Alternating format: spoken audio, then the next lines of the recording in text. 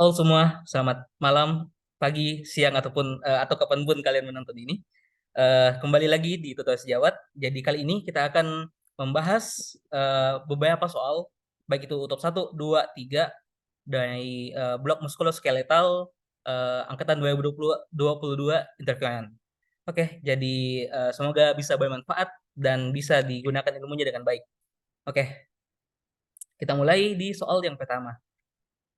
Oke, ini. Jadi karena soal yang kita anggap itu eh, hanya beberapa yang bentuknya pilihan ganda yang ada opsinya semua. Jadi saya mengatakan nih, jadi bentuknya jadi narasi semua soalnya.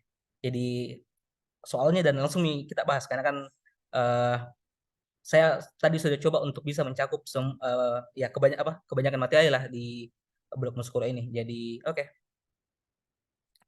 Jadi yang pertama itu typical ascending form pada GBS. Oke, jadi kembali lagi kan ini sifatnya review dan overview. Jadi apa itu GBS? GBS itu Guillain-Barré syndrome. Jadi yang mau diingat kalau misalnya kita bahas GBS adalah dia itu ya penyakit autoimun dan menyerang otot. Jadi penyakit yang ya miopati yang menyerang bukan ototnya tapi si neuronnya si otot itu. Tapi yang utamanya neuropati, sorry bukan bukan miopati. Jadi ini si GBS itu ini polineuropati inflamasi yang akut disebabkan ini reaksi autoimun. Nah, kata kuncinya di autoimunnya si GBS ini adalah ini ada molekuler mimiknya.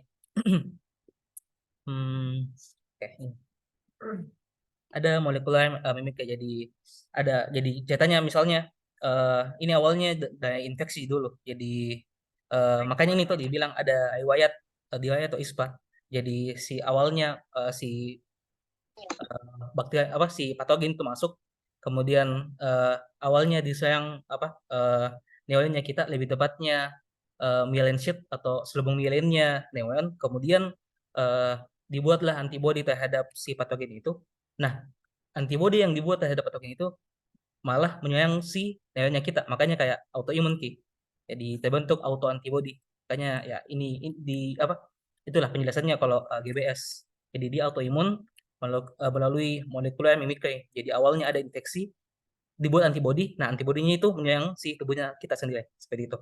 Kemudian ini ada kayak pembagian-pembagiannya GBS, ada yang tipikal, ada yang atipikal. Kalau tipikal ini kayak dia selalu ya sesuai lah dengan karakteristiknya si GBS. Bagaimana karakteristiknya? Dia itu apa istilahnya? Ascending key masalahnya. Jadi mungkin awalnya yang terserang itu adalah yang ya ekstremitas yang jauh toh. Jadi yang kena dulu yang paling terasa dampaknya adalah sayap yang jauh dari ya sistem sayap pusatnya kita, yaitu di ekstremitas bawah. Jadi biasa itu kalau dibahas di bahasa soalnya, mungkin awalnya mungkin minggu lalu si pasien ini awalnya ya kayak kesulitan berjalan gitu loh. Jadi masalahnya masih di ekstremitas bawah, jadi sulit berjalan atau bagaimana atau nyai ketika ya beraktivitas di ya, masalah di ekstensi bawah ya.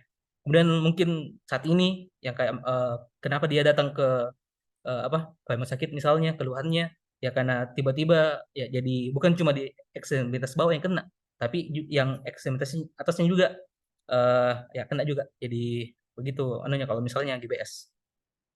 Jadi ini juga jadi kalau ini model soalnya ya hafalan tuh karena kan yang ditanya tuh tipikal ascendinya dan ada ini istilahnya IDP, IMAN, IMSAN untuk tahu kayak apa penjelasannya.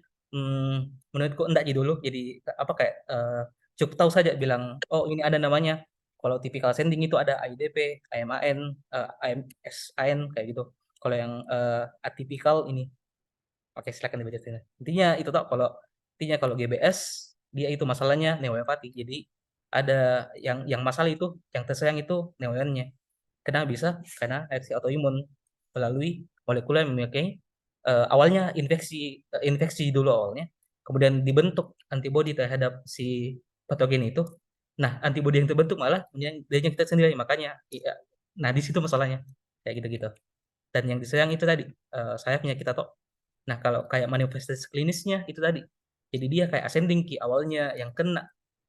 sayap ekstremitas bawah dulu atau yang kayak yang distal dulu, kemudian lama-lama ikut juga yang ekstremitas atas dan kita juga yang bagian-bagian proksimalnya kita kayak gitu-gitu. Ini penjelasannya kalau misalnya GPS. Oke. Nanti kalau misalnya ada kayak mau bertanya atau ada yang kayak mau apa kayak mau dijelaskan ulang bagian-bagian tertentu, bisa Jina chat mas saja. Bebas sih. Oke, mungkin kalau belum ada, saya next me dulu terus soal yang selanjutnya. Oke, soal selanjutnya ditanya berapa lama gejala Bell's palsy pada anak. Oh, jadi ini kita mulai bahas Bell's palsy. Jadi apa sekedar mengingatkan lagi atau apa menjelaskan lagi. Nah, Bell's palsy itu ya kelumpuhan yang sifatnya akut. Nah, ada masalah pada ini si nervus tujuhnya si pasien. Pada ini ya si anak. Kalau etiologinya itu belum jelas, tapi dicurigai biasa karena virus karena mungkin ada pasien-pasien yang apa kayak secara statistik tuh kayak dihubungkan ki oh ini pasien ini pernah apa mungkin dari 100 pasien ada 70 orang yang pernah mengalami ini kayak terpapar udara dingin atau ada kayak infeksi apa ya dan saluran nafas bagian atas karena virus ini di itu tapi untuk etiologi pastinya tidak ditahu nah jadi intinya masalahnya pada Bell's palsy dia ini si kelumpuhan akut pada sayap nervus 7 nervus facialis dan oh ini untuk kayak menjawab si soalnya toh eh normalnya kalau misalnya tidak ada kayak komplikasi atau bisa ditangani dengan baik ini si Bell's palsy ya bakal sembuh sendiri aja tapi ya banyak juga masalah apa kayak kasus lain yang tidak sembuh-sembuh atau kayak kena juga ada komplikasi lanjutannya tapi untuk kalau ditanya berapa lama ini 2 sampai 4 minggu jadi itu jadi intinya Bell's palsy masalah pada nervus 7 nervus spesialis kemudian berapa lama ya biasa 2 sampai 4 minggu jadi beberapa minggu hingga sebulanan kayak gitu gitu oke lanjut itu nah kembali lagi kalau misalnya ada yang kurang jelas mau ditanyakan mau didiskusikan walaupun sudah lewat dari tadi toh enggak apa-apa ditanya ulang nah kan ini sifatnya diskusi sekali oke atau misalnya ada kayak masih mau coba menambahkan tadi penjelasannya masih kurang mungkin atau ada yang kurang tepat kujelaskan silakan oke lanjut ini dulu ke soal selanjutnya oh ini untuk tata laksananya si Bell's palsy tadi yang utama itu kayak fast apakah fast aid emergency-nya ya biasa dikasih corticosteroid ini ya untuk apa simptomatiknya karena kan masalahnya tadi di nervus facialis itu ada apa beberapa manifestasi klinisnya supaya apa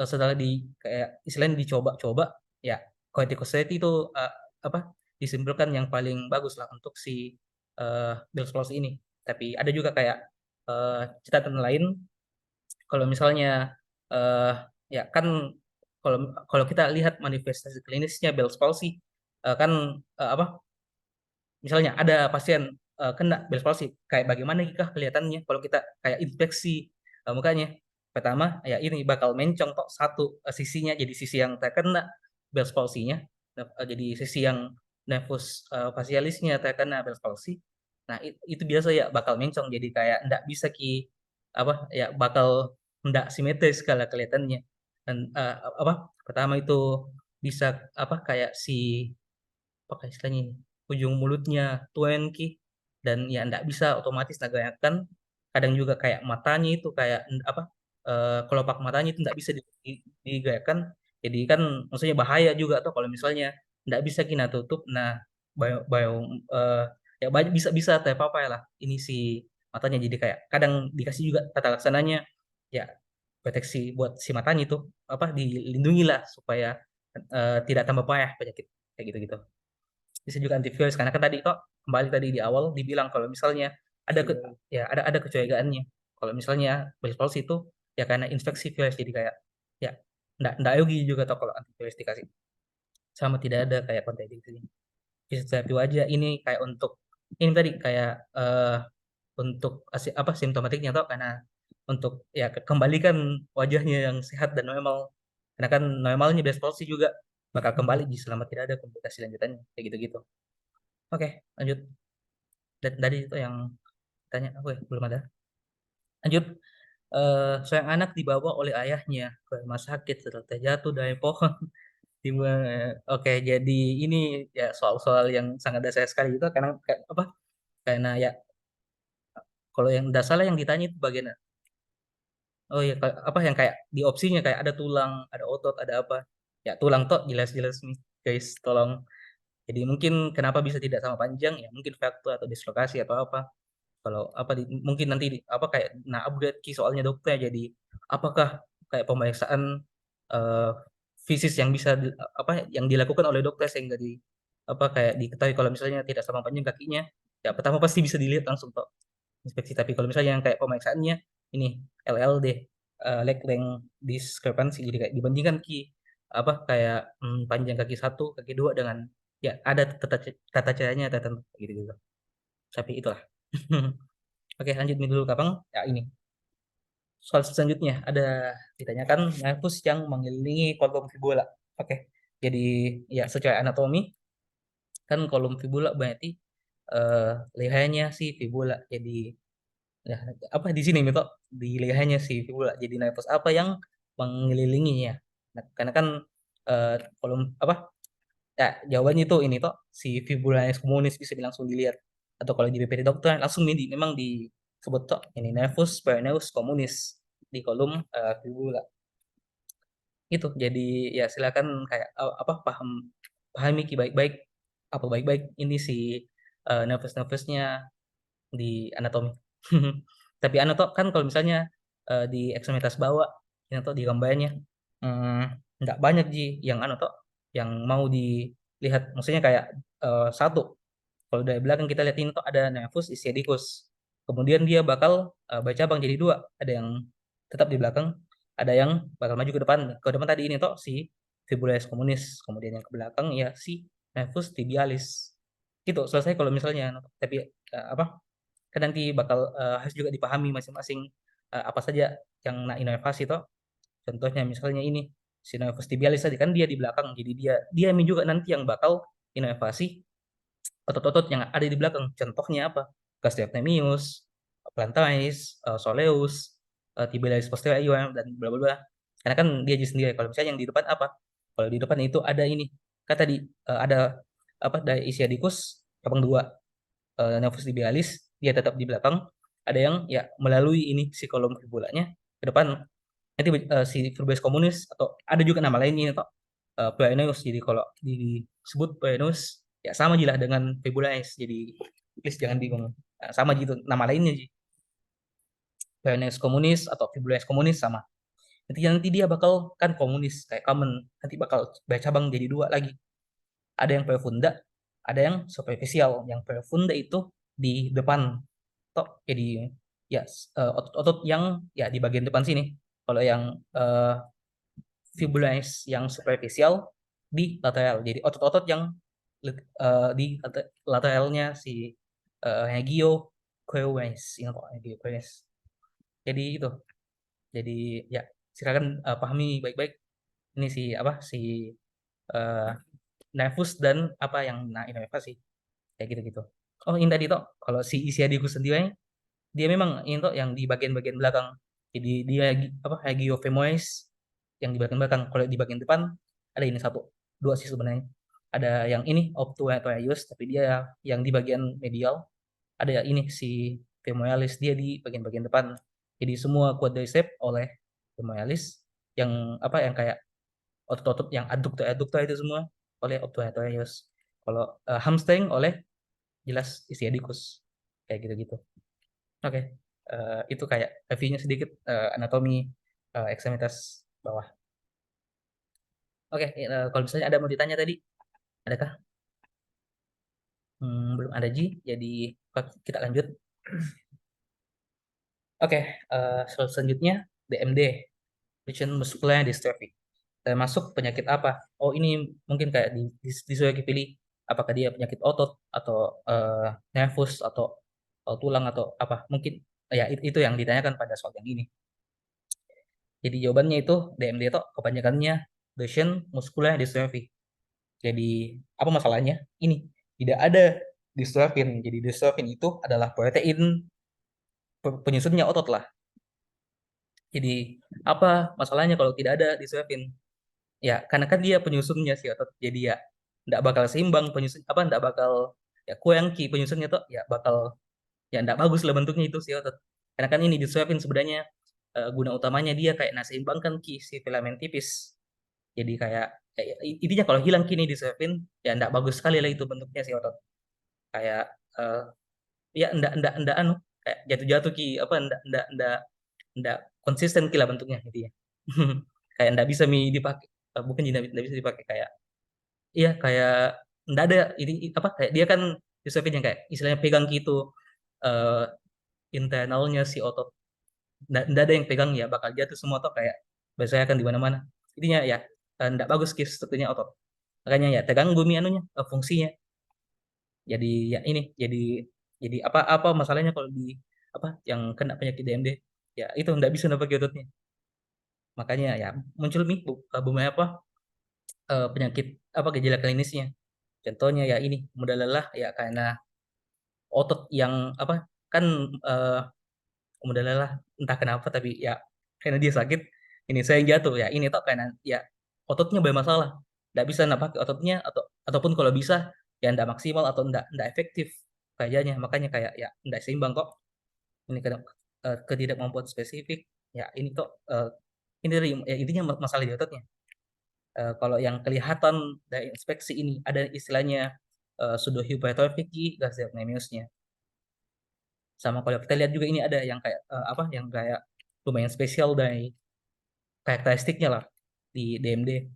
Codling gate sama Gawain ini dibahas di CSL sebenarnya, tapi intinya ini kayak ada masalah pada jalannya. Kalau codling gate kayak jalan penguin ki begitu. Kalau Gawain ini kayak iya, jadi ada memang kayak eh, agak apa beda kila sama kita kan kalau kita mau bedain langsung saja tuh dia ada kayak tata caranya kayak nah bantu ki apa kayak kan karena kan nggak bagus ki ceritanya ototnya jadi kayak ada caranya supaya beda kila caranya dengan cara berdiai memang kayak gitu gitu kalau diagnosisnya untuk di oh ini juga yang penting DMD ini penyakitnya dia X-linked jadi biasa itu pada laki-laki Ji. Jadi kalau misalnya kita lihat kayak riwayatnya toh di soal eh, si paman atau ayah pasien atau sepupu laki-laki si pasien ini memiliki gejala yang sama. Nah, biasanya itu kan bahasa-bahasa yang penyakit genetik yang X-linked toh, X-linked. Jadi itulah jadi si DMD ini juga termasuk penyakit yang X-linked. Jadi kalau misalnya ada riwayat mungkin omnya atau bapaknya atau siapa keluarganya yang laki-laki juga kayak gitu-gitu. Bisa di apa kalau pemeriksaan labnya bisa pakai kreatin kinase atau EMG juga untuk lihat gimana apa si fungsi si ototnya. Jadi ya ini intinya jawabannya itu satu Ji. DMD termasuk penyakit ya otot miopati kayak gitu-gitu. Oke lanjut dah. Atau ada yang mau ditanya? Belum ada Ji kayaknya. Jadi lanjut dulu. Jadi yang biospasi berdarah itu berapa?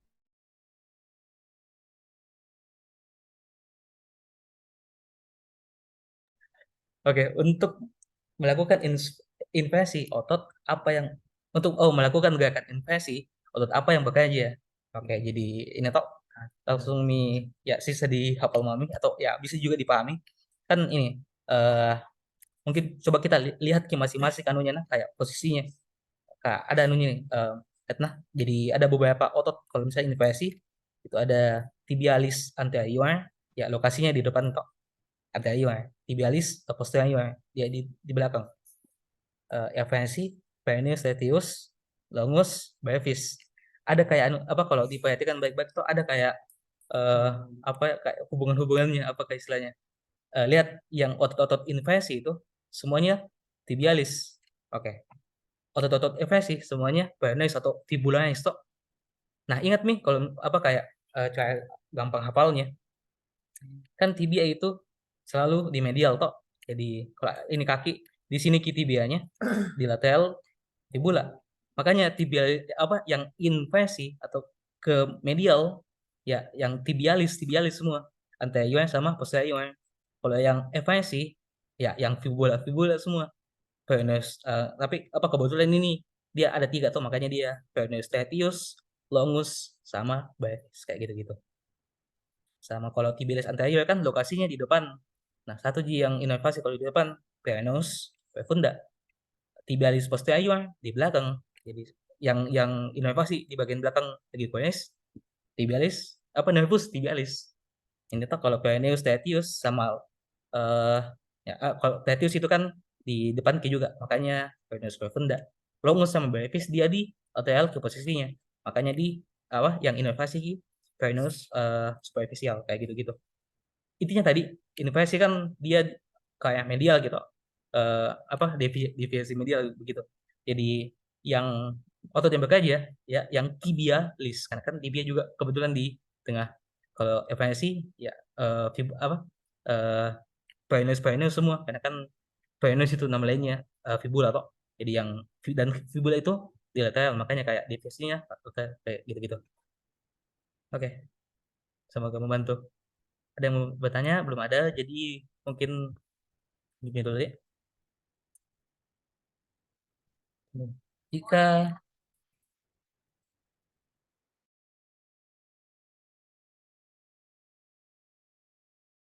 sorry, oke.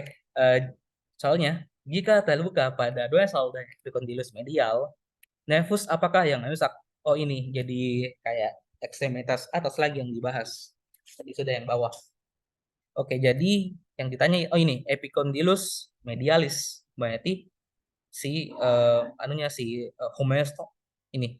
Jadi epicondylus medialisnya apa ini? Oh kalau misalnya terluka pada di situ, nervus apa yang rusak? Karena kebetulan kan di situ ada jalan nervus ulnaris. Jadi kalau misalnya yang rusak epicondylus medialisnya ada atau ada masalah di situ, ya yang kena yang apa nervus yang jalan di situ dan nervus yang jalan di situ adalah nervus ulnaris kayak gitu-gitu. Jadi kayak logikanya sama kalau misalnya ditanya toh, kalau ada faktor yang pada misalnya corpus humeri berarti yang kan yang jalan di situ nervus idealis. Makanya kalau ditanya apa yang rusak di situ ya kemungkinan ya nervus idealis kayak gitu-gitu. Kalau ini ada istilahnya kolum syringicum surgical neck. Jadi kalau ditanya apa jika terluka pada kolum syringicum ya nervus apakah yang rusak? Ya kemungkinan nervus axillaris. Ini apa kayak tambahannya toh? Kayak kemungkinan juga ditanya tetap kalau ada apa yang rusak? Kalau di kolom syringicum arteria circumflexa humeri posterior. Kalau di corpus humeri medial arteria profunda berahi. Intinya itu. Karena kan oke apa kayak kembali lagi kalau misalnya epicondylus medialis kan yang jalan di situ nervus ulnaris makanya kalau rusak di situ yang kena nervus ulnaris yang jalan di situ. Kalau corpus humeri atau pakai selain kan ada sulcus di sini tuh tempatnya si nervus radialis jalan. Jadi kalau di situ rusak ya nervus radialisnya yang kena. Kalau di kolom syringicum nervus axillaris gitu-gitu. Ada yang mau bertanya? Oke, tunggu dah. Aku baca dulu. Ada yang bertanya.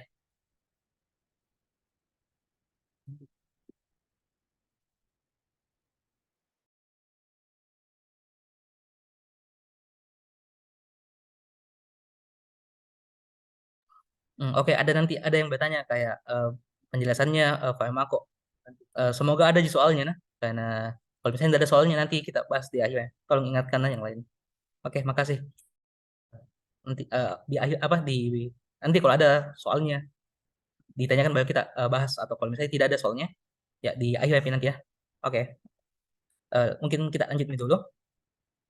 Eh, tadi itu anu apa kayak dia bertanya tentang Cox 1 dan Cox 2 mungkin bisa dibahas. Jadi ya nanti itu kalau ada soalnya. Oke, soal selanjutnya vena vena magna bermuara ke oh ini jadi kayak vaskularisasinya si ekstremitas atas. Jadi ada artery, ada vena. Jadi ini ya harus dihafal mami. Intinya karena kan artery itu berarti dia nanti ya bakal bercabang-cabang. Kalau ya sistem venanya bakal bermuara ke ya apa vena selanjutnya. Yang ditanya tuh vena vena magna yang ini kok vena vena magna. Oh, yang anu ini kan di anu di ekstremitas inferior sebenarnya. Hmm, dadak dikit masuk. Ya, enggak salah masuk. Eh, mungkin bahas yang apa dari awal nih dulu kok yang Oh ini ada Ji ditanya juga dan apa vena cephalika. Nanti apa yang ada menurut dibahas. Oke, kan kalau misalnya ATI itu oitannya ya memang mau tidak mau harus dihafal. Ada subclavia ke apa bercabang jadi ATI axillaris. Jadi ATI brachialis bercabang dua jadi medialis dan ulnaris. Kemudian di apa permukaan tangan ada arcus pulmonalis, superficial dan profunda sama ATI dorsalis. Ini kalau yang ATI-nya sedang dihafal masing-masing. Kalau yang sistem vena apa fenomennya atau venanya dia dibagi dua ki. Ada yang superficial, ada yang profunda. Apa bedanya? Kalau superficial dia dia di subkutan ini intinya dia kayak bajalannya itu di subkutan. Jadi apa saja ada tiga, ada vena cephalika, dia bermuara ke vena axillaris. Nah terjawab nih, jadi vena cephalika ke vena axillaris. Jadi untuk vena cephalika bermuara ke vena axillaris. Ada juga vena mediana cubitti, dia hubungkan antara vena cephalika dengan vena yang ketiga ini, vena basilica. Kalau vena basilica dia bermuara ke vena brachialis. Jadi gitu-gitu. Jadi vena mediana cubitti yang hubungkan vena cephalika dengan vena basilica. Kayak gitu-gitu. Kalau profunda apa vena profunda dia nah ikuti Ji arterinya. Jadi berjalan sama arteria subclavia ada vena subclavia gitu-gitu. Yang jalan sama arteria ulnaris ada vena ulnaris gitu-gitu. Jadi yang beda cuma di venanya. Ada vena superficial. Kalau untuk di ekstremitas atas ada tiga vena cephalika, mediana cubitti, basilica. Vena cephalika dia ke vena axillaris. Vena basilica dia ke vena brachialis. Vena mediana cubitti dia hubungkan vena cephalika dengan vena basilica kayak gitu-gitu. Oke, ini tadi yang vena sapina magna. Mungkin coba apa? Coba buka Kak anatomi di supaya bisa dibahas juga. Oke, tunggu sebentar ya. Mana? Oh ini, kelihatan gitu.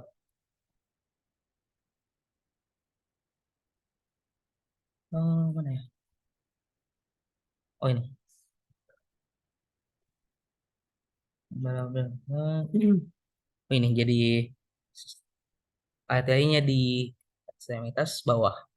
Artinya dia dari apa? Aorta yang descendens di bagian apa? Di bagian kulitnya kita. Jadi ini awalnya itu dari arteria iliaca externa. Kemudian banyak cabangnya ini banyak sekali. Intinya yang penting itu apa yang bakal masuk atau ya jalan ke ekstremitas bawah ini arteria femoralis. Nanti di apa di fossa poplitea jadi arteria poplitea terbagi dua. Jadi ada yang tibialis anterior sama tibialis posterior. Kemudian tibialis anterior jadi dorsalis pedis. Kemudian ya di cabang-cabangnya pedis di kaki. Jadi ada banyak arteria arterial dan yang kecil. Kalau tibialis posterior ada arterialis medialis, arterialis sama arteria perennial. Ini kalau oh ini tadi yang ditanya kok sistem fenomennya. Sama tadi kalau vena ada yang superficial jalan di sekutan, ingat itu. Vena profunda dia di profunda maksudnya jalan dengan apa di antara otot-otot dia jalan dengan mengikuti arterinya kayak gitu-gitu. Nah, ini kalau yang vena superficialnya ekstremitas bawah ada dua, Ji.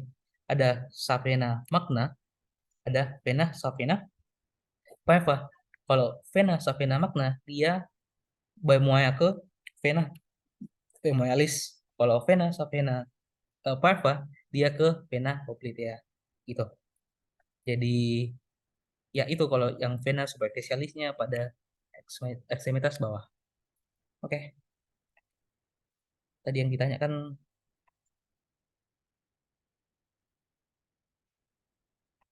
oh ini tadi yang ditanya vena sapena magna berarti dia bermuara ke vena femoralis.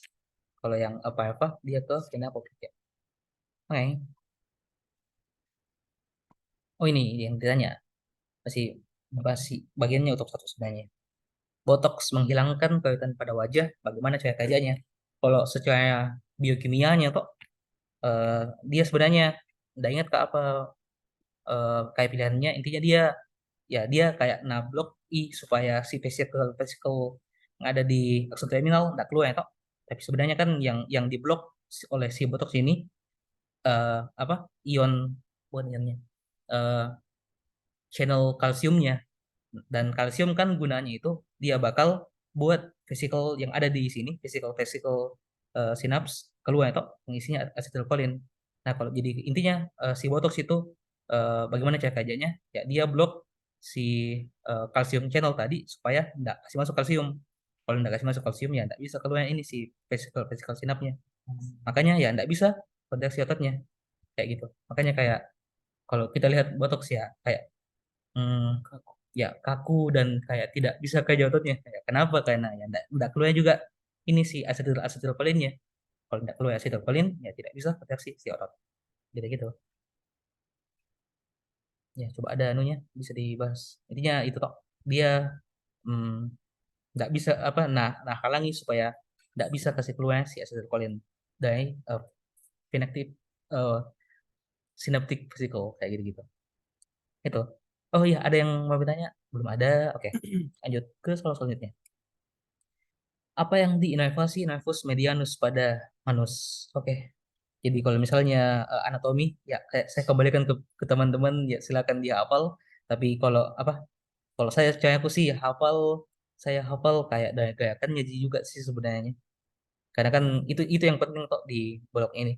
Jadi kalau fleksi itu oleh flexor carpi radialis dan flexor carpi ulnaris sesuai namanya tuh, flexor.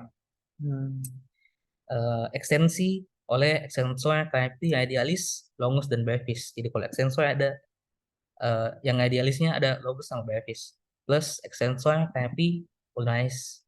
Kalau radial radial deviation berarti otot-otot yang letaknya di radial berarti kan ada flexor carpi radialis sama extensor carpi radialis tapi yang longus saja tidak dia brevis.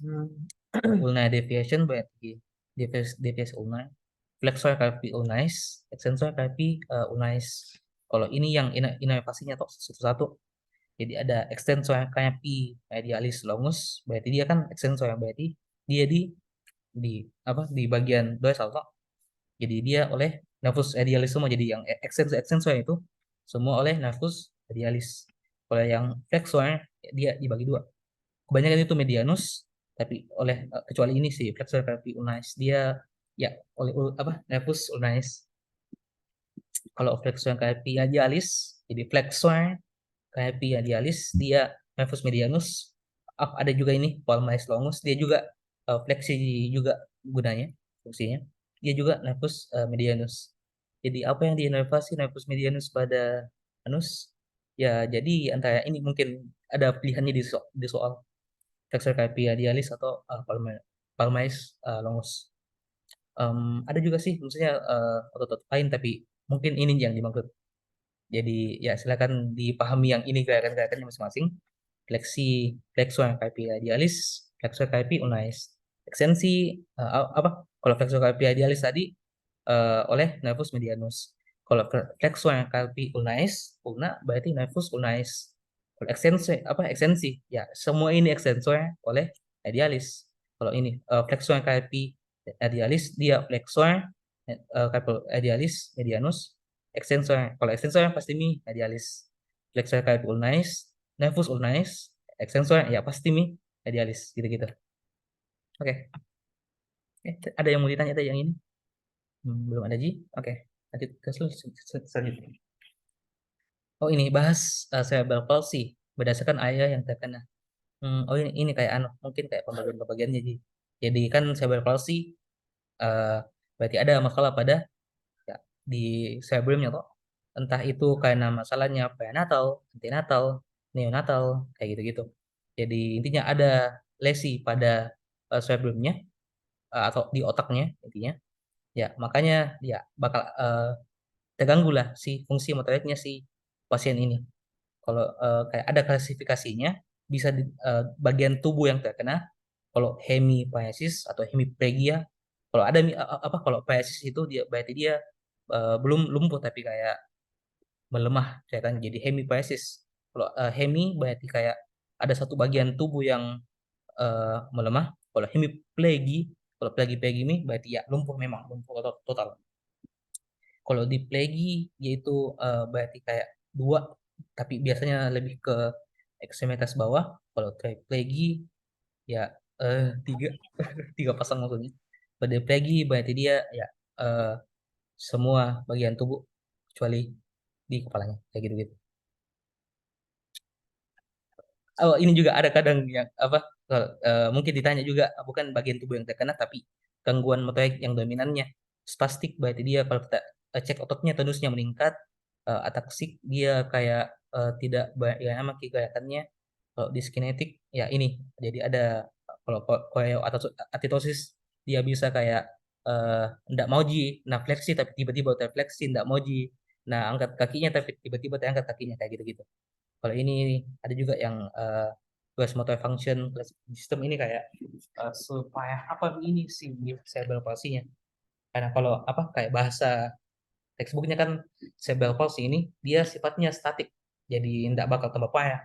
Tapi kalau gejala klinisnya dia itu progresif, jadi mungkin waktu anak-anak dia hanya tidak bisa apa kayak cuma butuh koyoks, mungkin lama-lama dia tidak bisa jalan sama sekali kayak gitu. Tapi kalau dilihat otaknya ya enggak, bukan apa bukan ditambah parah, cuma ya progresif di manifestasi klinisnya gejala-gejalanya. Sama ini juga yang penting dipahami. Ada faktor resikonya, maksudnya kayak kenapa bisa mungkin terjadi ini sih cerebral palsy-nya. Ada yang prenatal, berarti bahkan sebelumnya si anak itu ada di janinnya sih ibu. Jadi ada memang nih faktor resikonya. Mungkin si ibunya pernah apa ada riwayat aborsinya, atau ya itu, atau spontan dan bayi lahir mati, atau sosial ekonomi rendah, berarti ibunya mungkin ada masalah gizinya memang, atau riwayat, atau ada riwayat keluarga yang pernah kena cerebral palsy. Kalau antenatal ini ya dia itu biasa yang kayak memang sudah lagi di janin nih ceritanya. Lihat nih prematuritas. Jadi ketika apa kayak enggak tumbuh kembang 100% ya prematur ya, kayak gitu-gitu. BBL kan berarti kayak berat badan lagi rendah, sama masalahnya dia karena gizinya yang bermasalah kok. Pertumbuhan janin juga ya sama tuh, jadi kayak masalah ketika bertumbuh di janin ini antenatal ceritanya. Kalau prenatal tadi ya bahkan sebelumnya ada di janin, maksudnya kayak belum pi belum pi dikandung ceritanya. Kalau antenatal ketika dia sedang dikandung. Nah neonatal ketika entah itu dia pas lahir apa pas pas persalinan, atau ya kayak beberapa saat setelah itu. Makanya lihat anunya tuh contohnya, ini kejang pada neonatal, atau ini Apgar Squarenda. Gue itu kayak appearance, intinya kayak ketika lahir ki misalnya dilihat ki kayak oh dia kayak ndak bagus ki kulitnya, apa kayak kebiayaan ki, atau ndak nangis kayak begitu gitu. Ini neonatal, jadi kayak masalah-masalah yang kayak pas-pas baru lahir. Kalau antenatal tadi yang ketika tumbuh di janin kayak gitu-gitu. Jadi ya bisa dihafal-hafal sendiri, dipahami sendiri. Ini kalau misalnya cerebral palsy. Di tadi berdasarkan ayahnya, ini toh ada yang hemiparesis, diplegi, tetraplegi, quadriplegi, atau tetraplegi. Oke, ada yang mau ditanya? Ada yang bertanya, Nauf, apa lagi ciri-ciri khasnya ini? Ini maksudnya cerebral palsy. Hmm, nggak ngerti. Eh, sambil tunggu. Oh, Oh gitu. iya, cerebral palsy. Ciri-ciri khasnya, mungkin kalau maksudnya bahasa soalnya tuh begitu.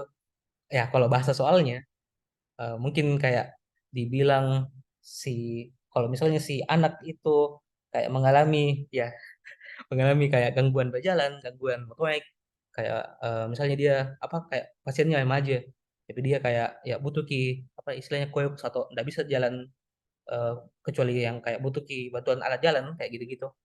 Atau kalau misalnya bayi, bayi itu biasanya apa ya? Intinya ada ini maksudnya kalau disebut nih si bayi lahir prematur, bayi apa berat badan lahir rendah, atau dia asfiksia, atau apa waktu itu dia kehamilan kembar, atau ini juga kayak ada kayak tanda-tanda spastik pada si bayi, atau ini ada tanda-tanda ini semua kayak bahasa soal, jadi ini semua bisa jadi bahasa soal. Tapi kalau misalnya yang kayak sering-sering ya lihat nih kalau misalnya gangguan motoriknya ini, jadi kayak intinya kalau dibilang nih ada gangguan motorik, kayak ya itu biasanya ya sebab palsi, atau kayak eh punya juga riwayat keluarga yang sebab palsi kayak gitu-gitu. Karena kan masalahnya di otak dan tidak pasti apa masalahnya, karena sebab palsi ini kan katanya apa kayak hmm, bukan diagnosis yang pasti sekali, apa bukan apa istilahnya kayak kondisi, jadi kayak bisa banyak banyak penyebabnya kayak gitu-gitu. Jadi kalau yang penting itu ini tuh prematur ya Ki, atau ketika apa ada masalah-masalah gizinya ketika di janin kayak gitu-gitu. Oke, sip. Lanjut dah. Pemberian stigma pada ini myasthenia gravis. Tok. Jadi mungkin bahas dulu sedikit tentang myasthenia gravisnya sebelumnya, Tok. Jadi intinya myasthenia gravis kan masalah di otot. Lihat ini contohnya, Tok. Jadi dia kayak ya masalah di otot penyebabnya autoimun. Jadi mana ya? Reseptor blok bentar. Oh ini antibody, jadi si anti apa kayak terbentuk auto antibody, jadi antibodinya nah sayang reseptornya asetylcholine di otot, jadi ya nggak bisa terikat si asetylcholinenya, makanya ototnya ya tidak bisa bereaksi kayak terblok ya Ki, nggak bisa terikat. Nah kalau diberikan stigmin jadi kenapa Ki? Nah kan normalnya kalau misalnya asetylcholine ini kok misalnya kalau sudah keluar di sini kan eh, dua aja pilihannya antara dia apa kayak diambil kembali ya atau didegradasi. Jadi gunanya ini stigmin ya supaya tidak didegradasi kini si asetylcholine kan kalau misalnya tidak hancur ya misalnya bakal tambah banyak di sini. Jadi kayak tambah besar lagi kemungkinannya bisa nakal lagi ini si antibody untuk berkaitan di reseptornya kayak gitu-gitu. Jadi ya dikasih stigmin buat ya supaya untuk apa? Nah, bukan dicegah sih kayak simptomatiknya myasthenia gravis. Jadi kayak nah ya obatnya buat myasthenia gravis ini stigma intinya kayak gitu-gitu kan tadi myasthenia gravis udah lah berarti ada kayak autoantibody terhadap reseptornya si otot. Jadi kalau misalnya antibody sayang reseptor makanya si acetylcholine tidak bisa berikatan sama si reseptor ini, kalau tidak bisa berikatan ya tidak bisa pada reseptornya kayak gitu-gitu, makanya Oh, dikasih stigmin supaya acetylcholine yang ada di ruang antara si sinaps ini tidak dihancurkan atau tidak dibuang, makanya kayak lebih besar lagi kemungkinannya asetylcholine bisa berkaitan sama si reseptornya kayak gitu-gitu, jadi kayak lebih banyak asetylcholine yang ada di sini ya lebih gampang kita stimulasi ototnya katanya kayak gitu-gitu. Ini kalau myasthenia gravis ada yang mau ditanya? iya. Udah tadi. Oh, Oke, lanjut dulu. Apa yang terjadi pada LMN? Oh ini LMN itu lower motor neuron, maksudnya kayak oh ini kak apa kayak dibagi dua Ki masalah atau masalah ini. Ada yang ya masalahnya di sayap pusat, ada di sayap tepi. Kalau yang sayap pusat kan upper motor neuron, kalau yang sayap tepi peripheral itu lower motor neuron. Ini maksudnya kayak kan banyak kok penyakit-penyakit neurovaskular, apa ya penyakit sayap pokoknya. Nah untuk bisa bedakan ini penyakit kira-kira dia sayangnya peripheral atau sayang sayap yang eh, pusat ya eh, ini apa ini kayak tanda-tandanya. Nah kalau dia apa yang tadi saya pusat, kenapa Kika?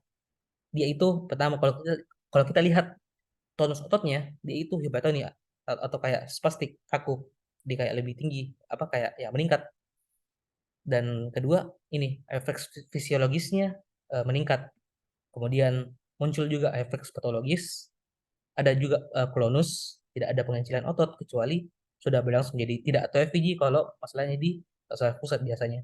Kemudian pada keadaan awal saya layu. Ini maksudnya ini biasa spesifik pada poliogi sih yang dimaksud. Jadi yang ini saja perhatikan, jadi tonus ototnya meningkat, efek fisiologis meningkat, patologisnya positif, tidak ada atau FV.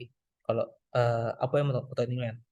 Nah, kalau LMN, lower motor neuron, dia semua kebalikannya ini si apa metodenya, dia jadi tonusnya dia hipotonik atau flaksid jadi layu, kalau fisiologisnya dia menurun atau bahkan menghilang, patologisnya tidak ada G, dan dia bakal atau FV kalau dia elemen. Jadi kalau ditanya apa yang terjadi pada elemen ini, jadi lihat tonusnya, refleksnya, fisiologis patologis, sama lihat apakah dia atau FV. Kalau dia atau FV dia itu elemen gitu-gitu, jadi silakan dihafal dan dipahami. Oke, ada yang mau ditanyakan soal ini? Jadi contoh tadi toh kalau ada GBS kan ini masuk di apa kayak pembahasannya yang GBS, DMD sama polio.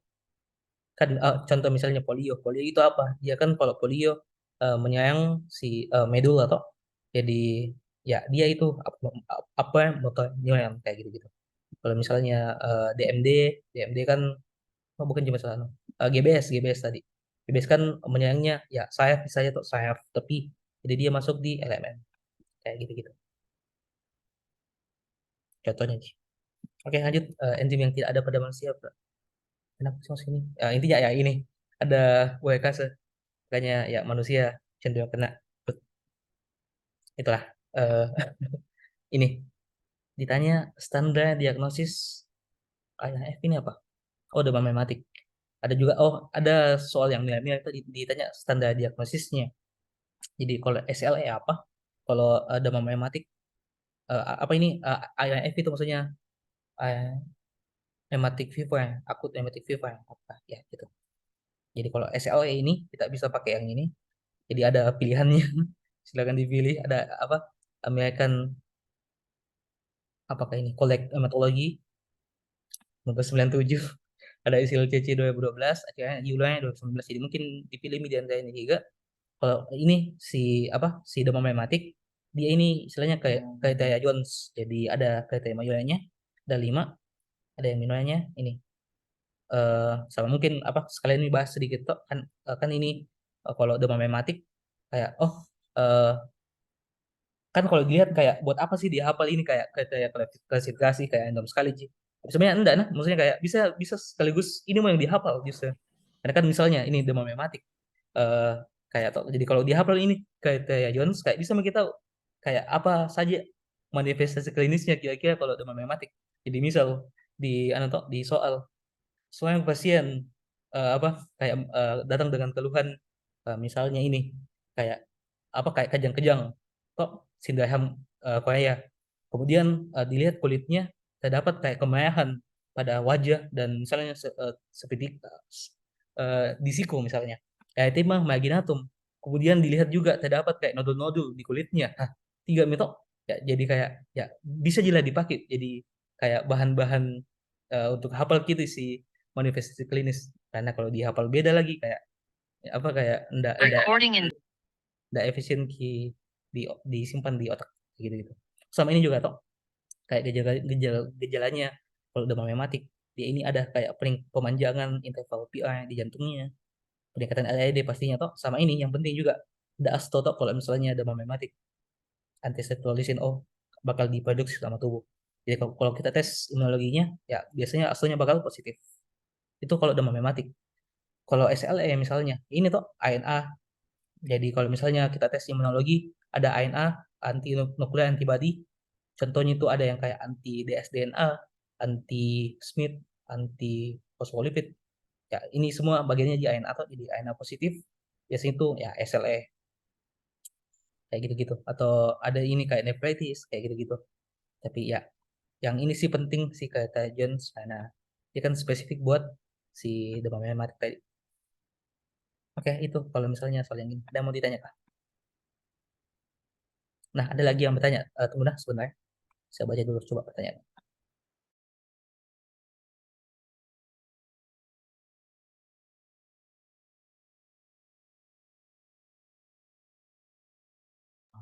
Oke, ada yang mau ditanya soal ini kah? Si demam rematik sama SLE. Ini tadi ada yang bertanya tentang soal sebelumnya, soal sebelum-sebelumnya. Ini Itu. katanya pernah ada soal membahas tentang medicine grafis. Dia juga lupa model soalnya, tapi pilihannya itu katanya ada kita perbanyak reseptor atau perbanyak produksi adrenalin. Maksud Disuruh mungkin kayak pembayaran statement ini apa dampaknya gitu maksudnya. Berarti kan kalau pilihannya tadi dia bilang perbanyak reseptornya atau perbanyak produksi asetilkolin sebenarnya bukan dua-duanya.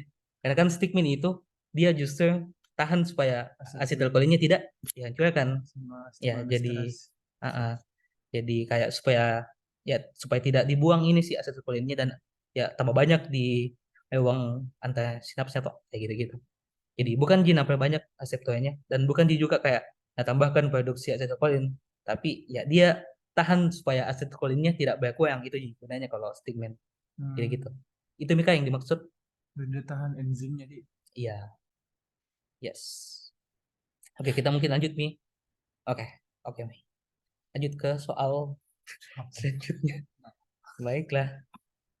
Nih, yang tadi aman medi ada kata Jones untuk demam rheumatik atau akut rheumatic fever, demam rheumatik. SLE, sistemik lupus erythematosa. ACR Yulian 2019. Kalau kata Jones itu demam rheumatik. Jadi gitu. Selanjutnya spina bifida pada ini penyakit ada spina bifida. Jadi langsung saja ya dia penyakitnya kalau benar PTB itu tulang belakang. Jadi ini kayak ada kayak gap kayak hilang spina bifida processus spinosusnya si ano. Makanya kalau kita lihat tuh ini. Jadi apa yang terjadi pada ini? Ini kan masih normal jadi kelihatannya. Tapi ini nanti tuh si middle spinalis bisa kayak keluar jadi kayak bakal membentuk kayak semacam gibus atau kayak benjolan gitu. Jadi ini kayak kayak sayap-sayapnya ya bakal keluar kayak gitu. Enggak, kelihatan kayak di annotate kok. Wait. Ini jadi kayak bakal kelihatan ki. Kayak bakal keluar ki. Jadi ini ya contohnya juga. Jadi ya intinya apa masalahnya di kolomnya vertebra kayak gitu-gitu. Lanjut. Pemeriksaan fisis yang didapatkan pada ankylosing spondylitis adalah open fistula. Jadi ada ini nih namanya uji Scobar. Jadi kayak kita mau lihat apakah kan tunggu ankylosing spondylitisnya dulu apa masalahnya. Jadi dia kan autoimun sebenarnya. Masalahnya kalau manifestasi klinisnya itu bakal kaku di bagian tulang belakangnya. Ankylosing kaku, spondylitis berarti infeksi spondilo tulang belakang kayak gitu-gitu. Jadi kayak makanya kalau kita tes scuba ini kayak kita mau lihat ini kayak nafleksi coba anunya kalau misalnya tidak cukup pemendekannya, maksudnya kayak ya berarti tidak bisa kita lalu fleksi si ininya toh, ya berarti skobanya positif. Jadi kayak mau dilihat apakah ya kaku anunya si tulang belakangnya atau tidak. Jadi ya ini si uji Scobar. Kalau bahasanya ya pada saat pasien dalam posisi berdiri ya ditandai 2.5 10 cm. Kemudian diminta menyentuh jari kakinya. Jadi kayak difleksikan ke ini. Nah, kalau jika jari kedua titiknya tidak bertambah minimal 5 cm, ya jadi uji Scobarnya positif. Jadi itu. Jadi ankylosing spondylitis apa masalahnya? Dia bakal kaku atau istilahnya ya cocok kaku bahasanya memang si tulang belakangnya. Selainnya autoimun. Jadi yang sasen kalau di materinya spondyloarthropathy saya negatif. Oke, ada yang mau ditanyakan? Kalau belum ada Ji, lanjut dulu ke slide selanjutnya. Tumor. Oke. Yang secara radiologi ini berbentuk cauliflower. Ini untuk gambarannya itu osteokondroma. Jadi dia ini ya gambaran cauliflower. Ini memang kan radiologis toh.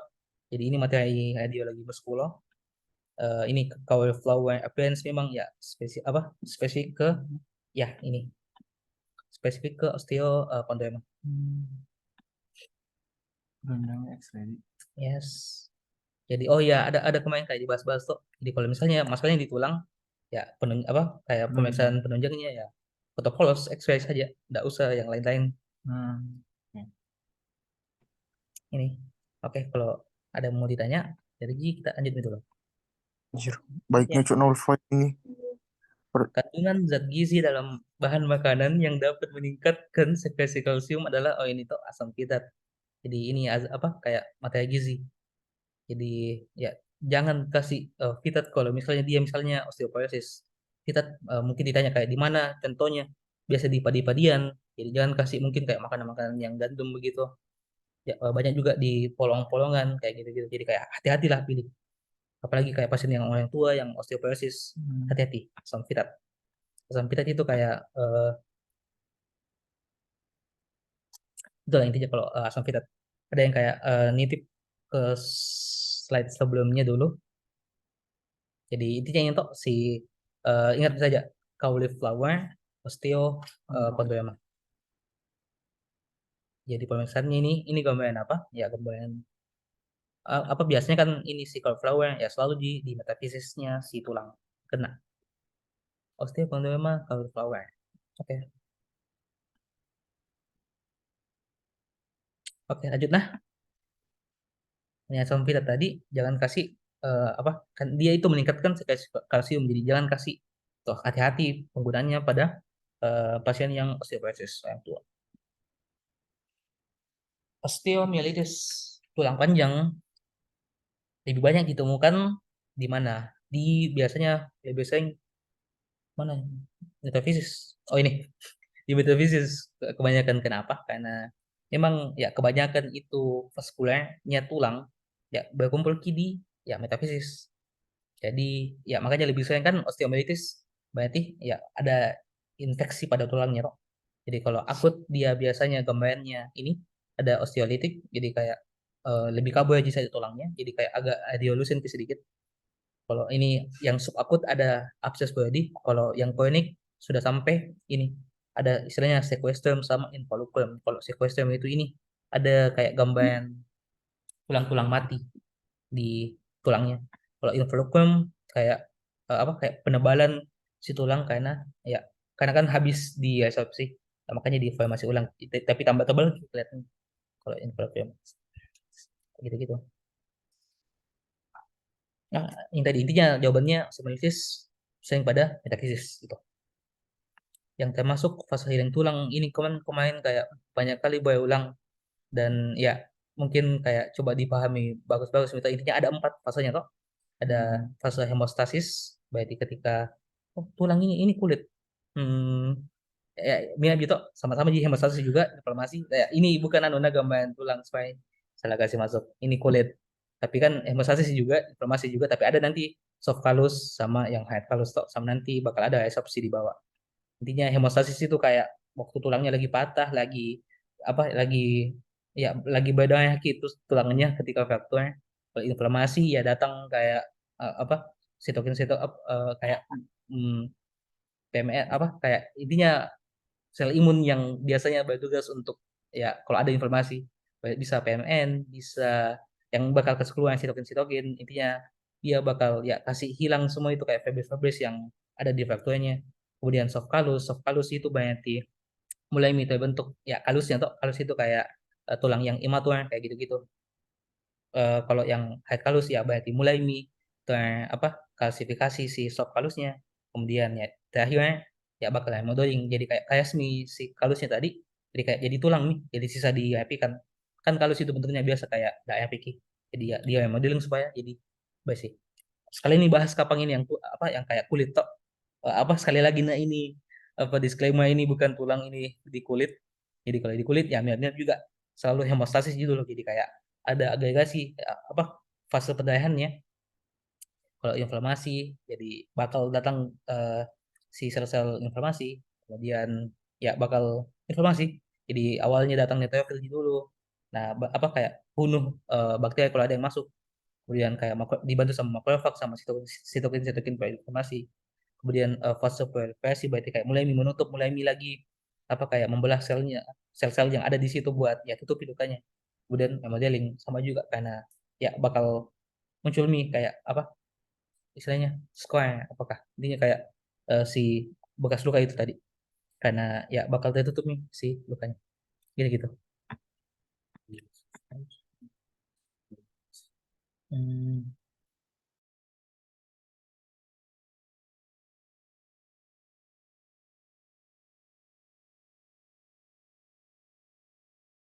Ini tuh mungkin kalau untuk yang tulang tadi kan sama-sama jadi hemostasis sama-sama jadi inflamasi jadi ganti ini proliferasinya jadi soft callus ganti remodelingnya jadi yang hard callus plus nanti tambah remodeling lagi satu tuh di bawahnya kayak gitu-gitu.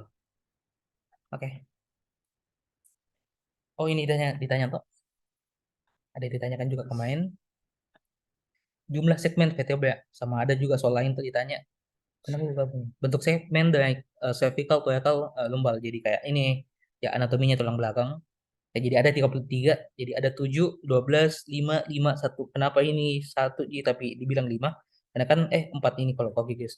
Ini kayak kan satu osakrem kan kayak sebenarnya apa kayak bergabung Ki. Jadi awalnya ada 5 kayak gitu-gitu. Sama juga Kokigeus biasanya ada 4, makanya 7 tambah 12 tambah 5 tambah 5 tambah 4 jadi 33. Nah, kalau apa kayak kue fatuanya istilahnya. Jadi ada yang lordosis ke depan, ada yang kifosis ke belakang. Jadi apa saja yang lordosis? Lordosis cervical, kifosis torakal, lordosis lagi si lumbal. Kemudian kifosis semua ini sequem sama Coccygiosis.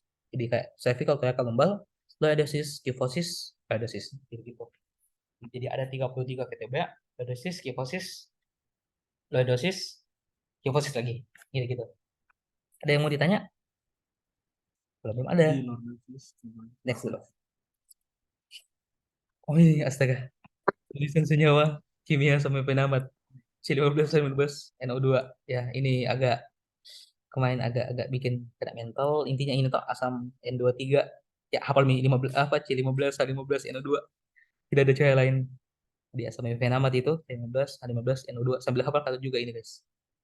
N silian itulah intinya. Jadi silakan dibaca-baca saja, dihafal. Oh ini, struktur apakah yang paling sering cedera saat lutut jatuh ketika bermain basket? Jatuh ACL sih. Entah kali ini maksudnya cedera saat lutut jatuh ketika bermain basket. Karena kan memang apa kayak kalau dilihat secara statistiknya tuh ya paling sering memang orang kecelakaan ACL-nya yang lutut. Jadi mungkin ini maksud kayak secara epidemiologinya. Jadi ya ACL ini memang yang paling sering biasanya kalau di ligamen di kaki pada pada atlet. Makanan atau minuman yang meningkatkan hasilnya terjadinya got. Oh ya, daging merah. Mungkin ini ada kayak pilihannya toh. Dia kalau di pilihan itu ya daging merah biasanya. Tapi ini sudah ada memang kayak golongannya yang ya mungkin jangan dikasih bagi ya penderita gout apalagi ini yang kayak golongan A. Hati, ginjal, jerewan semua toh sama alkohol juga dalam kaleng dan seterusnya. Terapi yang sesuai untuk penyembuhan tulang 1 minggu pasca operasi AAM. Oke. Apa tuh yang bilang? Itulah intinya tuh AAM. Guys. Jadi iya ada itu di PPT-nya dokter yang belum ya itu intinya kan kalau dia masih 1 minggu kan jangan dulu dikasih yang loadingnya betok jangan yang kayak jangan langsung ya jadi tumpuan kini sih tulang yang luka apalagi jadi yang ringan-ringan dulu jangan yang ada loadingnya yang berat makanya ya, intinya oke selanjutnya healing proses pada osteomer jadi ini sudah ada tabelnya kalau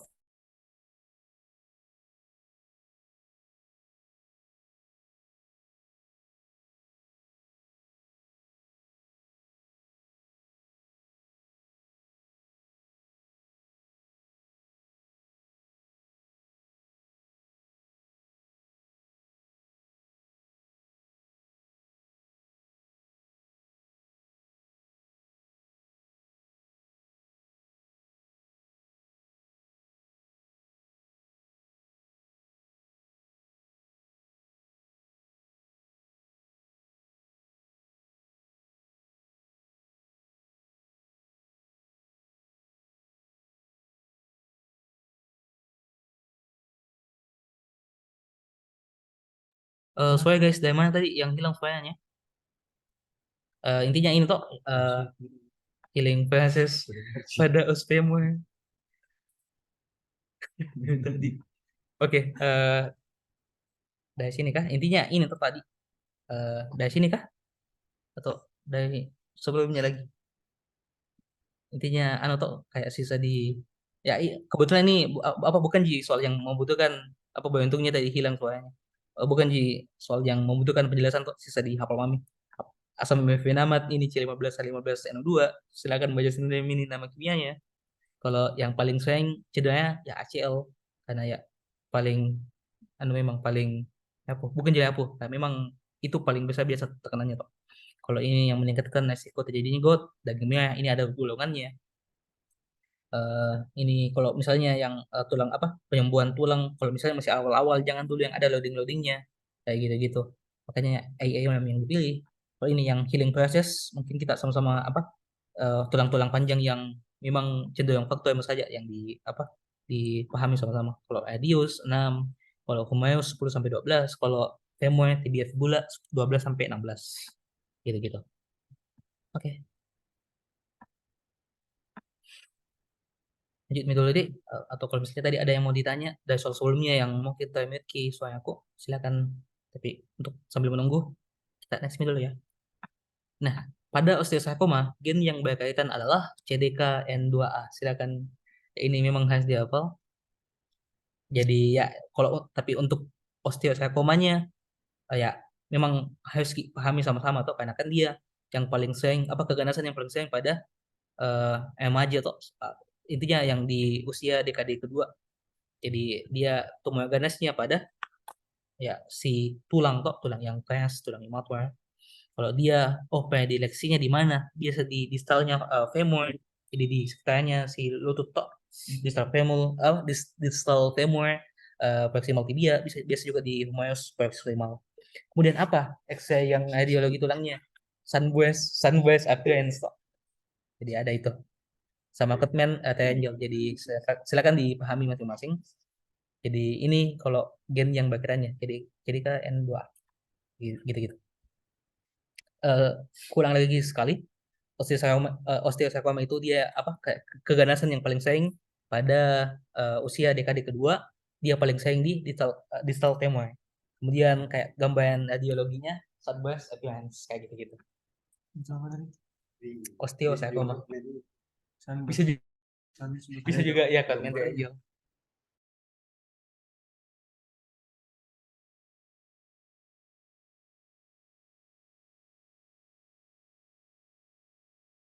Ya intinya untuk ya, ini masuk di bagiannya tumor tulang atau radiologi. Ya kalau misalnya mau dilihat kayak masing-masing kayak tumor anunya tuh kayak bagaimana gambaran radiologinya, ya silakan dibuka PPT-nya langsung si dosen. Oke, jadi itu mungkin lanjut ke soal yang selanjutnya. Sendi yang paling sering karyoma selain sakroom. Oh ini maksudnya sendi apa sendi? Titik maksudnya kan ini mungkin seingat aku bahas ulcus decubitus. Jadi mungkin kayak titik yang paling sering trauma selain di sacrum kayak di heel tuh. Karena kan kalau kita lagi posisi tiduran terentang, ya ini memang yang kayak bebannya tubuhnya kita ya di sacrum atau di heel. Nah, jadi ini bukan sendina yang dimaksud. Jadi kayak mungkin titik. Nah, ini kalau terentang, kalau yang menyamping bagaimana? Dia dua itu biasa ini. Jadi yang paling baik tetap di ini toh di gaya terhantar di terhantar mayonya si femur atau femur sama di malleolus atau yang, tapi kalau jawaban ini yang selain sacrum toh ya di heel, karena dia kan kasusnya yang di sini yang di soal singkatku ya di posisi terentang kita. Ulcus decubitus. Yes, ulcus decubitus. Jadi pasiennya mungkin kayak jarang sekali goyang karena habis operasi, dan dia baik terentang, dan dia tidak digoyang tidak ditransfer, tidak digoyahkan sama ya siapa yang lewat ki. Jadi ya ada kemungkinan besar yang bakal ulcus decubitus di mana biasa di sacrum atau di heel kalau terentang, trochanter major kalau di atau di lateral malleolus kalau di posisi menyamping gitu.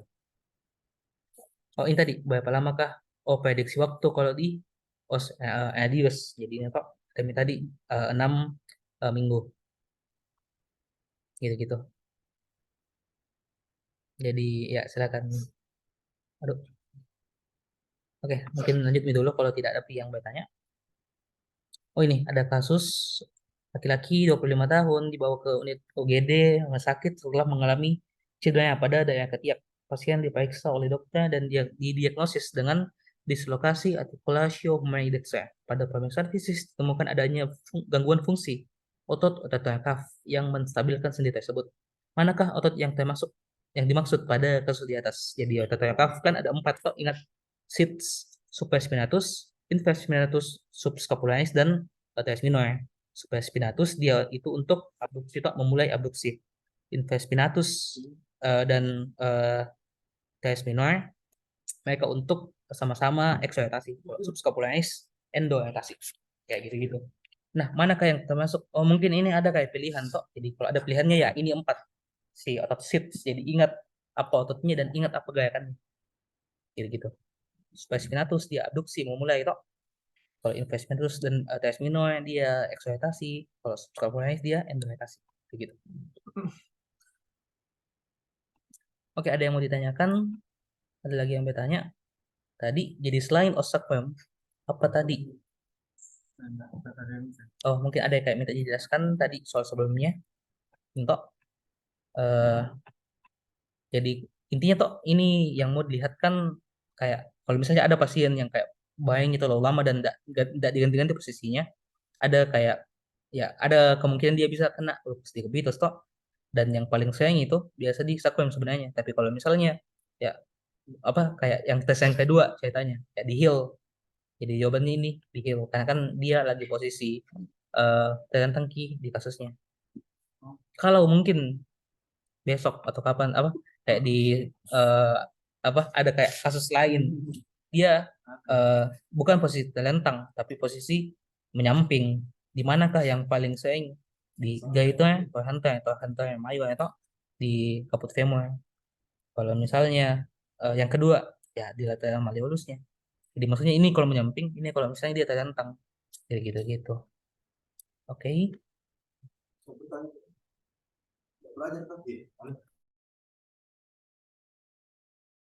Oke, thank you. Jadi lanjut Nina.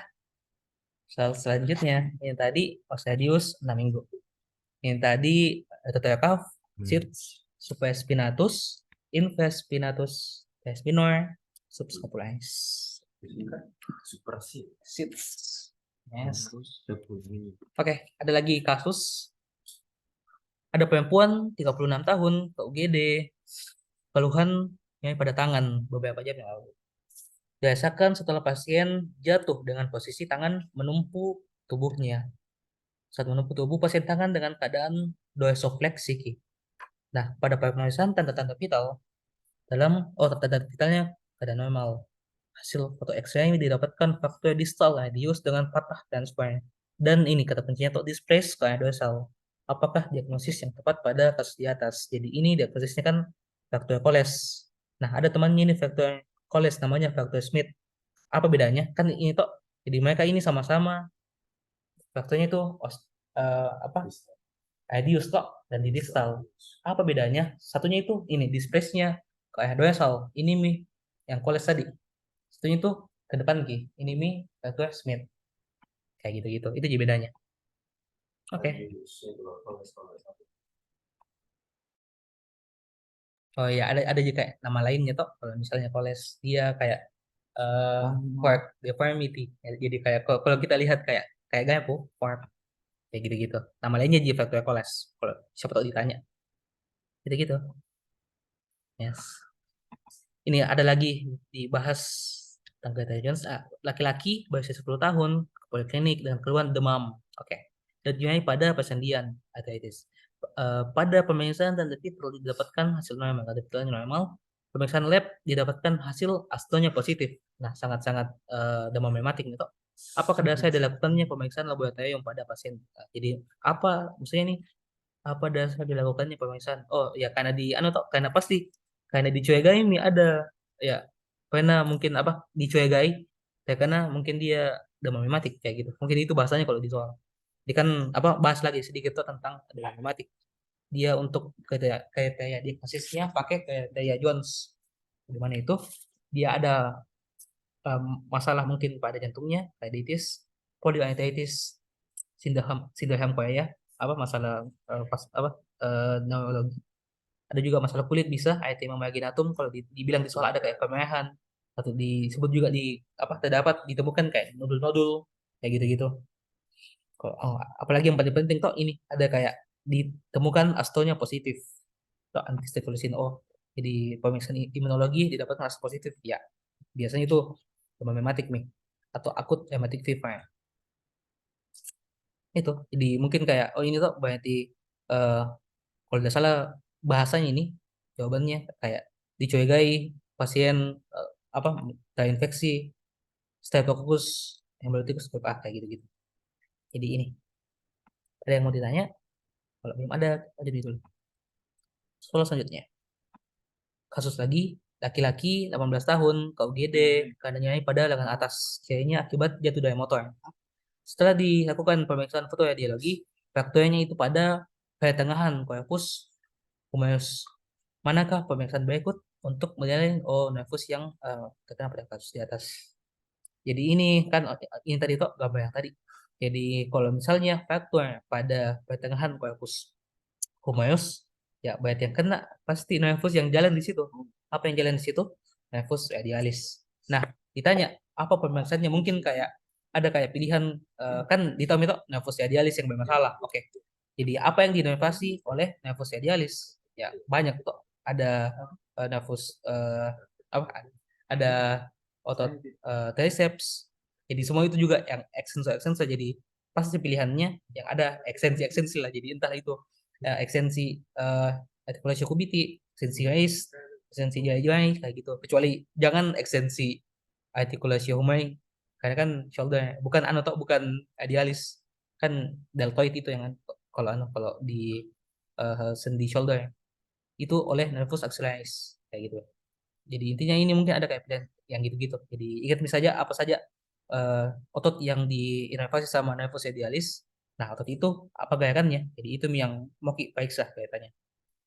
Mungkin kayak ada lagi kayak mengingatkan lagi sedikit yang tadi tuh kalau nervus ulnaris itu dia ada di epicondylus medial. Jadi kalau ada masalah di epicondylus medialnya, ya nervus ulnaris yang kena. Kalau mungkin ditanya apa pemeriksaannya, kalau begitu, ya mungkin kayak fleksi stop bisa atau kayak pemeriksaan di apa yang kayak cutaneousnya di di kelingking bisa juga. Nah kalau yang ini, kalau misalnya disebut di soal kayak kasus lain misalnya ada kayak masalah di kolum cervicumnya, jadi kayak humerus juga tapi di bagian yang proksimal di di metafisisnya misalnya apa apa jadi nervus apa yang kena nervus axillaris ditanya apa pemeriksaannya kan nervus axillaris yang naik inovasi ya deltoid tok jadi mungkin bisa kayak abduksi bisa fleksi bisa apa ekstensi untuk si sendi shoulder ya, kayak gitu gitu gitu jadi ya ini kalau misalnya ada yang mau ditanya. Oke, kalau misalnya belum ada, lanjut dulu. Oke, soal selanjutnya. Laki-laki 24 tahun ke puskesmas kalau nyai pada kaki kanan setelah ketika main futsal 2 hari yang lalu. Kaki terkait dengan posisi ankle inversi. Ini kata kuncinya. Nyai yang dikeluhkan mengakibatkan pasien sulit untuk berjalan. Sebetulnya apakah yang mungkin terkena cedera pada kasus di atas? Oke, jadi yang ini banyak ya, tapi kalau saya sih cuma ingat kok begini kan ingat toh tadi kalau di kaki yang geokoris kan tulang apa dua tulang kok tibia di tengah fibula di TL toh. Nah ingat ingat tadi kalau inversi kan ya baik di ke tengah kalau eversi ya ke lateral toh inversi medial eversi lateral.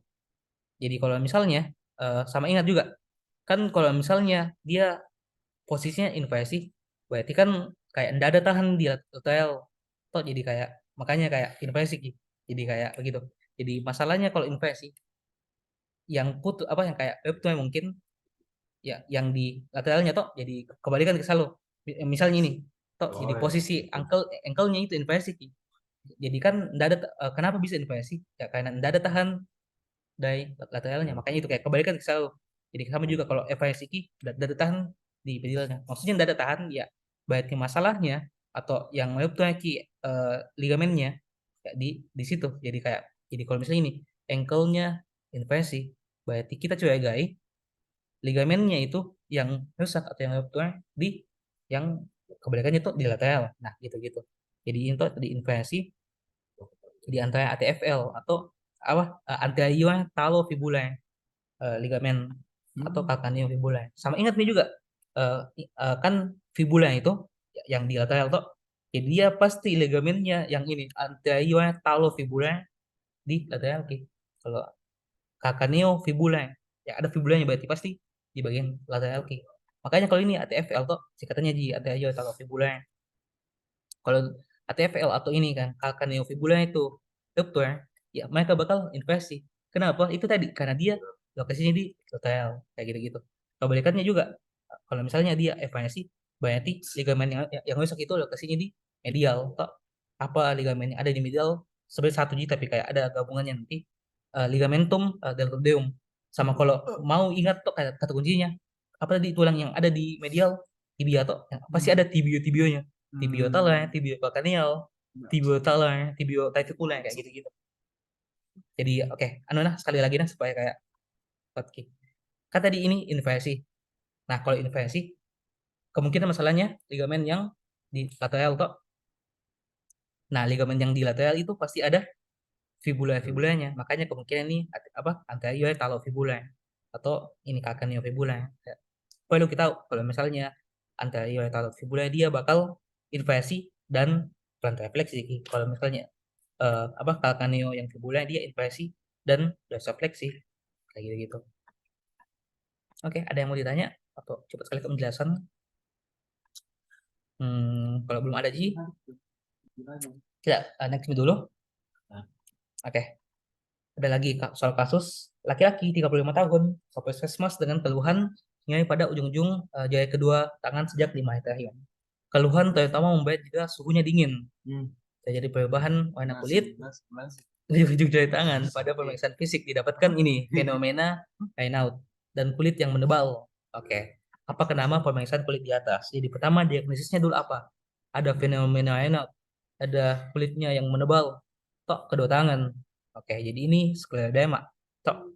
Nah, apa pemeriksaannya kalau ini skleroderma? Ada namanya ini, Modified Hernán Skin Score.